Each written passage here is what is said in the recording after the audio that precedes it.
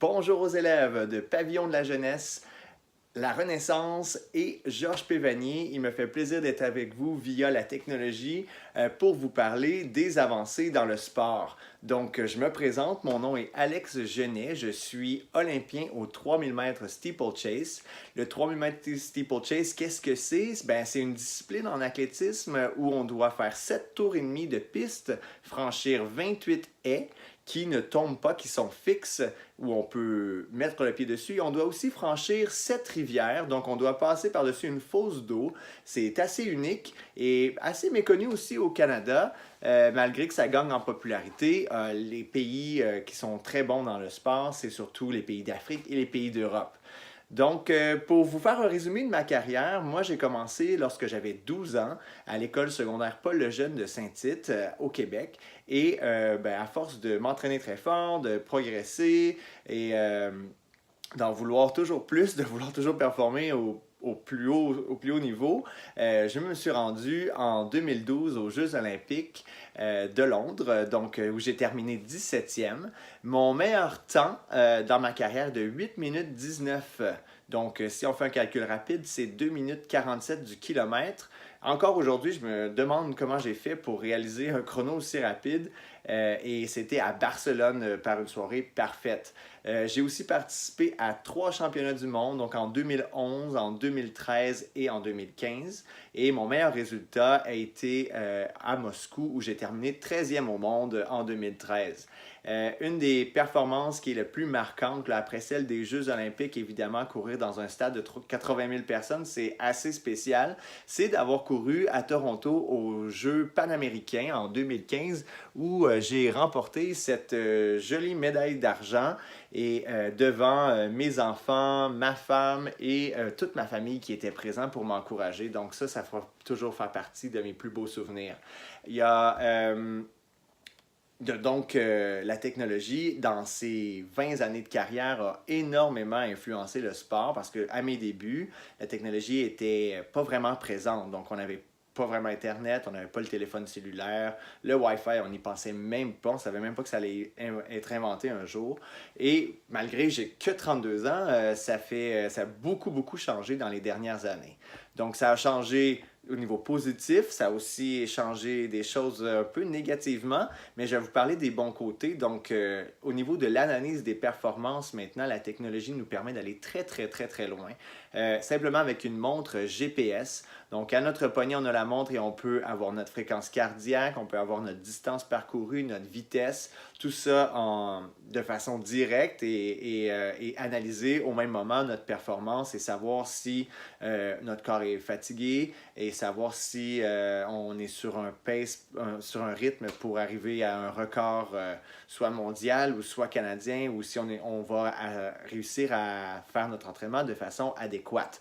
Donc, l'entraînement est maintenant changé parce qu'on a beaucoup, beaucoup plus de données et c'est pas seulement les sensations ressenties, mais aussi ce qu'on est en train de faire présentement. Donc pour ça, ben, on a aussi l'analyse biomécanique qui nous permet de voir si on a des problèmes musculaires, de voir si on a une foulée qui est économique ou assez économique ou si on doit faire des modifications au patron moteur, donc à notre course, nos mouvements de course ou nos passages de haies. Et ça, ben, de mon côté, ça m'a beaucoup aidé dans les dernières années à m'assurer que j'étais plus efficace au niveau de mes passages de haies et au niveau de ma foulée. Donc, j'en ai profité de cette technologie.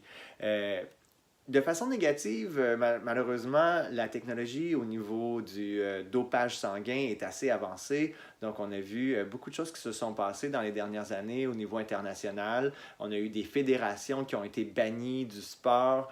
Et ça, ben, c'est malheureusement dû aussi à une avancée technologique. Donc, on était au-devant de l'analyse sanguine. Et ben, maintenant, on a rattrapé le temps perdu et on est capable de mieux analyser à travers le temps toutes les données sanguines et s'assurer qu'il n'y a personne qui triche. C'est encore plutôt difficile parce qu'il y a beaucoup de zones grises, mais on espère dans les prochaines années que ça va beaucoup changer. Et moi, personnellement, ça m'a un peu affecté au niveau des performances internationales Maintenant, ben, j'aurais peut-être fait une finale aux Jeux olympiques ou j'aurais peut-être terminé dans le top 10 au championnat du monde.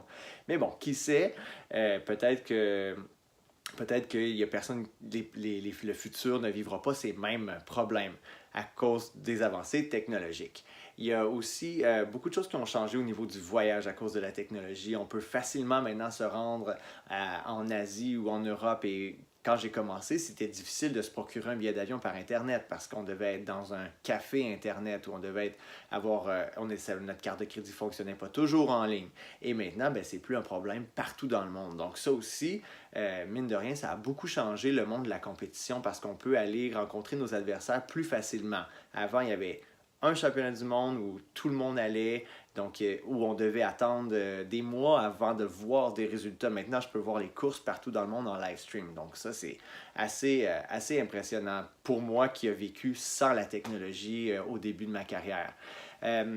Ensuite, tout ce qui est le photo finish, donc on peut être très très précis si jamais il y a des égalités. Avant, on devait prendre au chronomètre et ça a beaucoup changé. C'est une bonne chose parce qu'il y avait des fois, on l'a pas vu, on l'a vu, il était avant, après, donc il y avait beaucoup de discussion. Maintenant, la caméra est capable de nous dire exactement ce qui se produit et à la millième de seconde où on a franchi le fil d'arrivée. Avec les médias sociaux aussi, il y a beaucoup de changements. Donc, tout le monde est capable de présenter ce qu'ils sont en train de faire. Donc, ça l'ajoute de l'animosité. On sait tout ce que nos adversaires font à l'entraînement. Donc, il y a quelque chose où on doit enseigner aux nouveaux arrivants dans le sport, aux jeunes qui commencent, à ne pas toujours regarder les médias sociaux. Donc, ça, c'est quelque chose que j'ai appris dernièrement en étant moi-même entraîneur. Et donc, ben, j'espère que vous allez avoir des discussions très animées. J'espère qu'on va pouvoir se rencontrer. Moi, je suis enseignant présentement à Conseil scolaire Viamonde, à l'école L'Harmonie. Donc, ça se pourrait qu'on se croise à un moment donné. Et si oui, ben, n'hésitez pas à venir me voir. Et puis, je vous souhaite une super journée et bonne discussion à propos de la technologie. Au revoir.